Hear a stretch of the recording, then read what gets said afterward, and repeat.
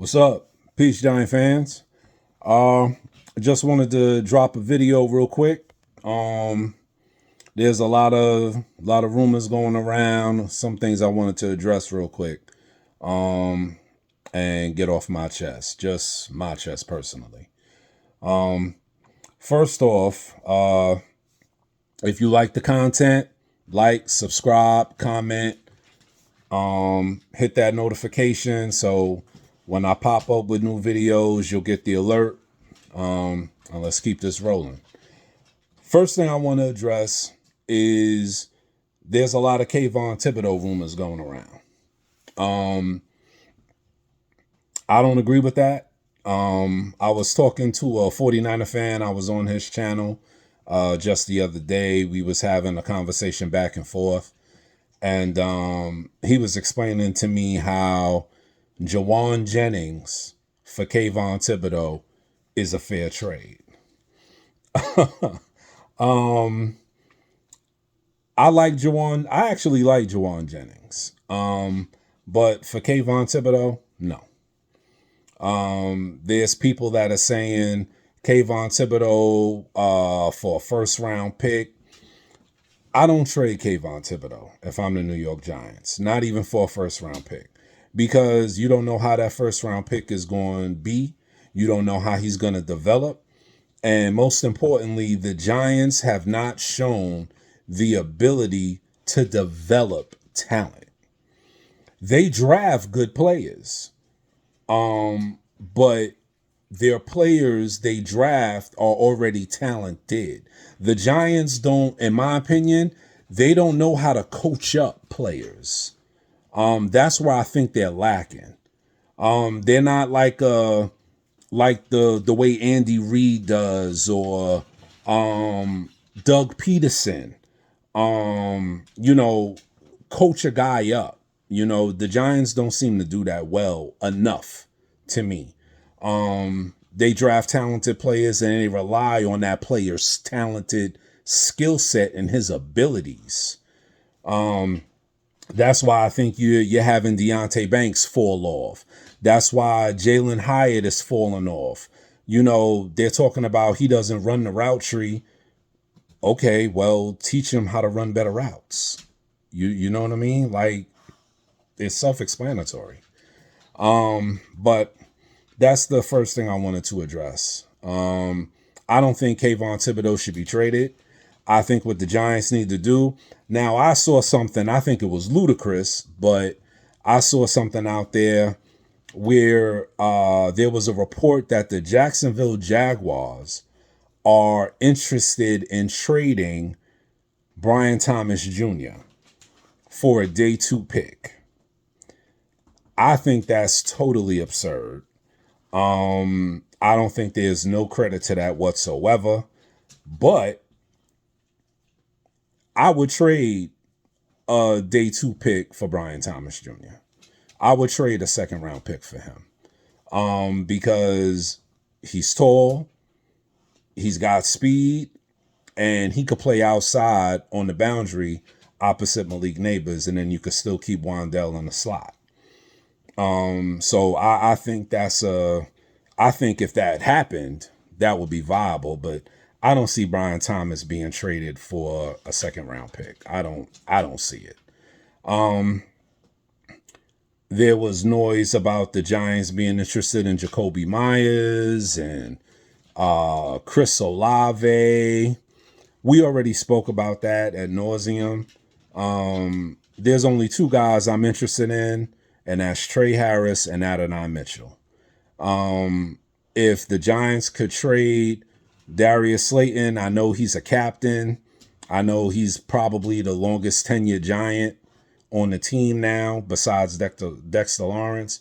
I think Slayton was there before Lawrence, though. Or they were around the same time, a year or so apart. But, I would trade Slayton and Evan Neal. I think the Chargers would do that trade because they need help along the offensive line. They will probably be interested more in Singletary instead of Slayton because they need help at running back. Najee Harris being banged up, Amari and Hampton being banged up. And the Giants could swing that too. Get get Singletary's money off the books. But I would really try to move Slayton because you get that 13 million off, and now you have extra money so you could re-sign Kayvon. The Giants have to re-sign Kayvon Thibodeaux, man. They can't afford to let him go. Don't listen to the hype, man, about the Giants need to trade Kayvon Thibodeaux. Trade him for what? Trade him for what? So then you could turn around and draft another edge rusher, because you only gonna have Burns and Abdul Carter. So what are you gonna do? I have not been a fan of Shane Bowen, but I've seen Shane Bowen play Abdul Carter on the edge, Brian Burns on the edge, and Kayvon Thibodeaux playing next to Dexter Lawrence. I saw a couple of formations like that when they played against Philly. And I think that's a decent move on certain situations. Kayvon Thibodeaux has gotten bigger. He's gotten stronger. And I think, again, in certain situations, especially with Philly, their line was banged up a little bit. It benefited. So I think, but with Kayvon Thibodeaux's versatility, he's 24. He's not even 25 yet. Come on, dude. Nah, don't do that. Don't do that. You can't give up your young players. You can't give up on them before they have a chance to really show you what they can do and what they're made of. Also, I heard that there's a little clapback going between Carl Banks and Dexter Lawrence. I said it. I don't know if people were paying attention. Dex don't look the same. I know a lot of people like, he's crushing the pocket and he's still getting double teamed. Yeah, but last year before he got injured, he was wrecking double teams, and I agree with Carl Banks. I don't think he's fully healthy, and I don't think he fully trusts that elbow. Remember, when you have a dislocation, that's totally different than a break. Okay? A break can heal. A bone can heal. And eventually even maybe be stronger. When you have a dislocation, it could pop out a joint anytime, bro. And with violent hand slapping and, swim moves and things like that, I don't think Dexter Lawrence really trusts it, at this point in time. Because at this point in time last year, he had 7 sacks, 6 sacks. Before he got hurt, I think he had 8 or 9, come on, and every year changes. Every year is not going to be the same. We know that, but he just doesn't look the same. He doesn't look confident. And I agree with Carl Banks on that. Some people disagreed with me. I was talking to people last night about it, and they were like, nah, Dex is still, the same dude. Yeah, he's the same dude on paper. He doesn't look the same to me from an athletic standpoint like last year. That's just facts. Third thing I wanted to mention was the hate on Brian Daboll, Mike Kafka, and Joe Shane. We gotta let it go, Giant fans. We gotta let it go. We gotta let it go about the Joe Shane Saquon thing and the Joe Shane Daniel Jones thing, and we gotta let it go. I mean, we moved on. They moved on. We got a quarterback. The quarterback, Daniel Jones, is doing good. Saquon's doing good. I mean, that's what happens. That's sports. You're not gonna get it right every time. And the people are like, Brian Daboll's got to go. Look, let's be honest, okay? That offense looks better, okay? You had Daniel Jones and Saquon Barkley. When was the last time the Giants had straight games where they scored 20 points? With Daniel Jones and Saquon. When was the last time? Daniel Jones ain't there. Saquon ain't there. And I think the Giants have played 2 games where they haven't scored 20 points or above. That was the Kansas City game, and I believe that was the Saints game. I mean, come on. The offense is better. It looks better. Jackson Dart surprised me. I thought he would be decent. I was leaning a little bit towards more of a Jalen Milroe type because Brian Daboll, he likes mobile quarterbacks. I do watch college football.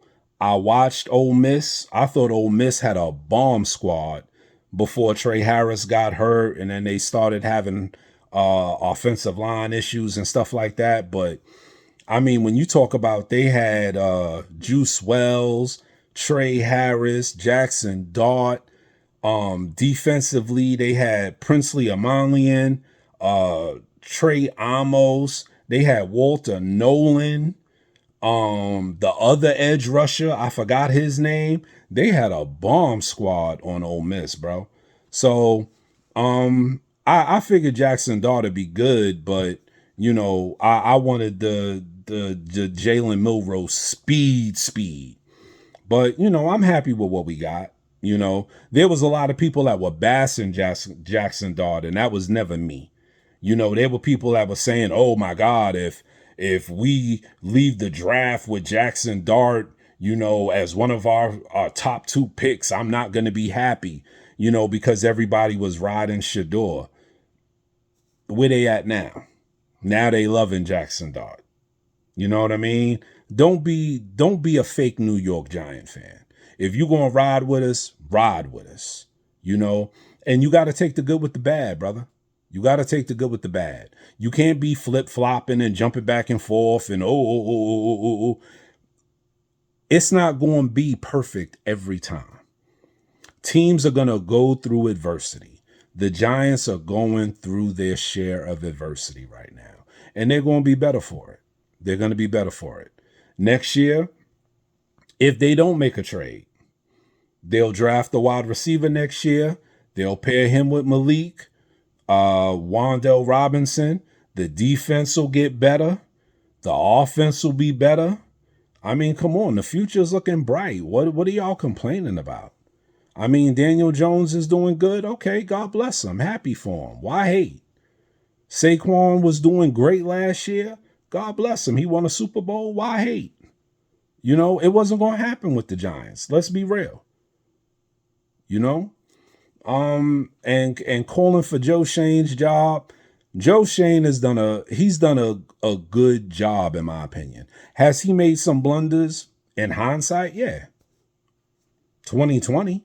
But he's put together a good team. He's rebuilt that Giant roster. And let's be clear, when David Gettleman was there, he didn't leave him a lot to work with.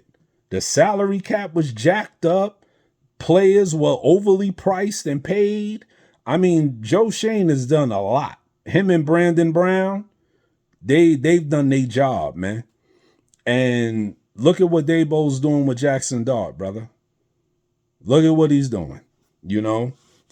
So we gotta give him time, bro. Give him time. The other thing I wanted to address is and the final thing is I thought the Giants were, this was when Russ was the quarterback and, things like that. I thought the Giants were going to win about 9 games. I still think they could win 9 games, 10 games. Well, 10 games is probably out of the question, but I think they could win between 7 and 9. And, they should have 4 right now. They should have beat Denver and they should have beat New Orleans. But, shoulda, woulda, couldas. But, they've been competitive. They've been energetic. What I want to see is how they respond now that Cam Scatterbo is out, because they have to come out and play aggressively, and they have to come out aggressively from the jump, straight from the jump. They got to be aggressive. They got to hit people in the mouth, and they got to be physical. So Tyrone Tracy, yo, is there for the taking, brother. You know, you got to produce. Jackson Dart, you got to continue to produce. Theo Johnson, you got to stop dropping passes, bro. We not even going to talk about Darius Slayton and how he continues to drop passes. That's just utterly ridiculous. I don't understand how Jalen Hyatt is not getting on the field. I really do not understand that for the life of me. Why Jalen Hyatt isn't sniffing the field. Darius Slayton drops balls, wide open passes. He had what, one catch in the Philadelphia game? One catch and two drops.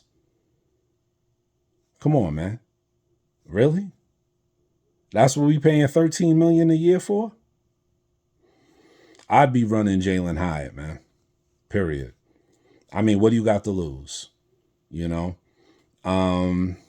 The line has been playing well. Andrew Thomas has been healthy. And it's surprising how one man can bring the confidence up on the entire offensive line. John Runyon is playing better. Greg Van Roten is playing better. Illuminor is playing better. John Michael Schmitz is even looking like he was worthy of a 3rd round pick. You know what I mean? So, I mean, they got pieces, bro. You know, let's as Giant fans, as New Yorkers, let's just be patient and give them time. You know, part of being a New Yorker is we're very impatient. We want things right now. And that's not how it's going to work with this team. We got to be patient. We got to see through the process and let them work through the process. And I believe in my heart that they'll work through the process and they'll get it right. But on that note, I just wanted to say those couple of bullet points. I hope, wish everybody a good night. Hope everybody's safe. Going into this holiday week. Well, not holiday, but going into this Halloween weekend, you know, keep your kids safe. There's a lot of crazy people out there, brother. I hope everybody has a good time. And we'll be back to talk about the Giants when they play the 49ers. Okay? All right. Love, peace, God bless. And I'll see y'all later on in the week.